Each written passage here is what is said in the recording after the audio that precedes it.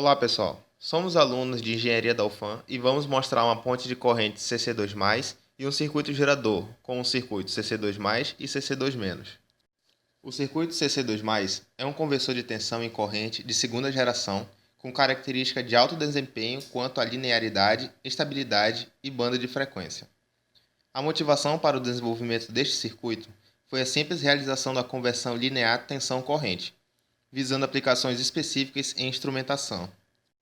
Aplicações típicas de transportadores de corrente de segunda geração compreendem amplificadores em modo corrente, conversores AD, conversores de impedância, filtros ativos e entre outros. Para montar o diagrama do circuito, baseou-se nos circuitos de ponte de corrente mostrados abaixo. À esquerda temos o circuito CC2+, e à direita o CC2-. Neste trabalho foi construído o AMP-OP de nossa autoria, utilizando os transistores MOS para padronizar a tecnologia empregada em todo o circuito, com a finalidade de obtermos melhores resultados. Inserimos um capacitor de compensação no AMP-OP para que o sistema possua margem de fase de modo que possa operar em estabilidade. Isto ocorre com a introdução de polos no sistema. Normalmente, em um projeto, procura-se minimizar o número de polos introduzidos e tenta-se atingir os outros requisitos impostos. Desde que o circuito ainda pode ter margem de fase insuficiente, então introduz-se compensação visando aumentá-la. Uma forma é aumentar o capacitor de carga. Num circuito ponte de corrente, existe um curto virtual de tensão entre os terminais X e Y, ou seja, Vx igual a Vy. Além disso, no circuito CC2+, a corrente IZ tem o mesmo sentido e é igual à corrente IX, e no CC2-, IZ é igual a IX, mas tem sentido contrário. Esta é a tabela de componentes utilizados. O circuito ponte de corrente CC2+, por trabalhar em altas frequências, pode ser aplicado em áreas da computação. Por exemplo, somadores de corrente, integradores de tensão, processadores de sinais e entre outros. Neste projeto, a aplicação do CC2+, será simulada em um circuito gerador. Pelo fato do circuito CC2+, ter uma largura de banda maior e um alto ganho de tensão, pode-se dizer que eles apresentam maiores vantagens que os amplificadores operacionais comuns. Para ilustrar a aplicação da ponte de corrente com o circuito gerador, foi construído um circuito tanque LC que entra em ressonância em determinada frequência. O circuito em destaque é visto como um indutor, com uma indutância equivalente de R1, R2, C1. E com isso diminui-se o espaço físico em aplicações na microeletrônica, já que o indutor convencional apresenta uma área maior. Para o teste do valor mínimo, foi escolhido o conversor AD 9280, que possui uma sensibilidade de 10,5 mV, para servir de referência para a tensão de saída. Quando aplicada uma tensão de 11 mV a uma frequência de 10 kHz, obtemos uma saída de 10,57 mV, que já funcionaria para ser lida pelo conversor AD. Para o teste do valor máximo, aplicamos uma tensão de entrada de 300 mV a 10 kHz, obtendo um valor de saída de 297,32 mV. Este é o máximo valor de entrada que não produz saturação no sinal de saída, pois a partir de 300 mV o sinal se torna cada vez mais saturado. Além disso, essa saída corresponde à excursão total do sinal de saída, sendo de aproximadamente 594,64 mV pico a pico. Como exemplo de operação temporal do circuito, aplicou-se na entrada 250 mV a uma frequência de 10 kHz, e o circuito funcionou de acordo com o esperado. As correntes IX, que corresponde a IR2, e IZ, que corresponde a IR1, possuem o mesmo valor.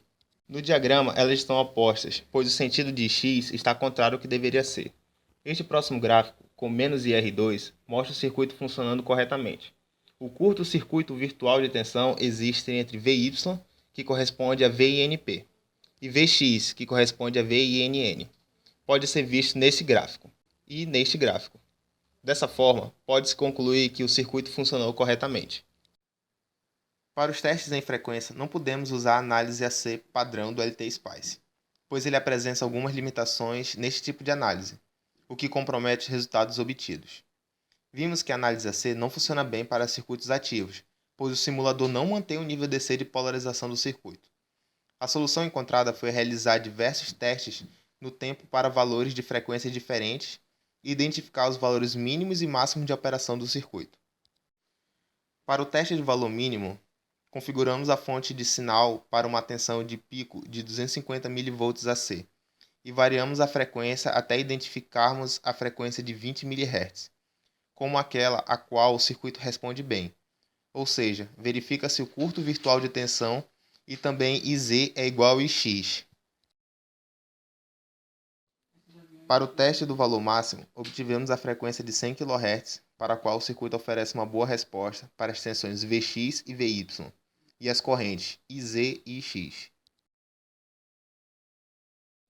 Neste exemplo de operação em frequência, setamos a fonte AC para uma frequência de 1 kHz e mesma amplitude dos testes anteriores.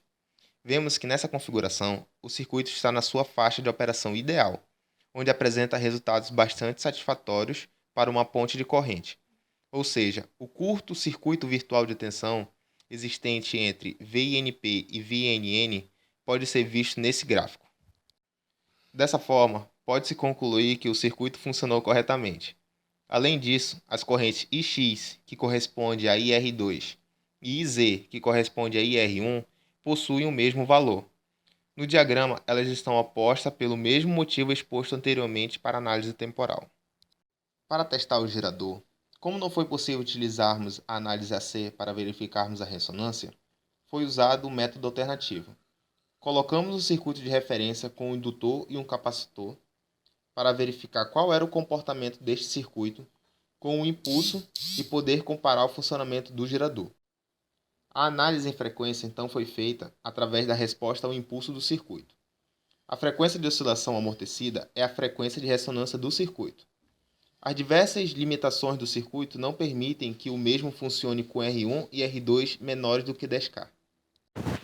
Nas condições simuladas, C1 entre 10 nanofarad e 3 nanofarad, acontece o amortecimento. De 2 nanofarad para baixo, a oscilação não amortece totalmente. Assim, a frequência de ressonância é dada pelo inverso do período de oscilação. Temos dois exemplos de funcionamento. Este era para 3 nanofarad e este é para 10 nanofarad. E este é de 1 nanofarad. Fora desta faixa de valores de capacitância para C1, não ocorre mais ressonância.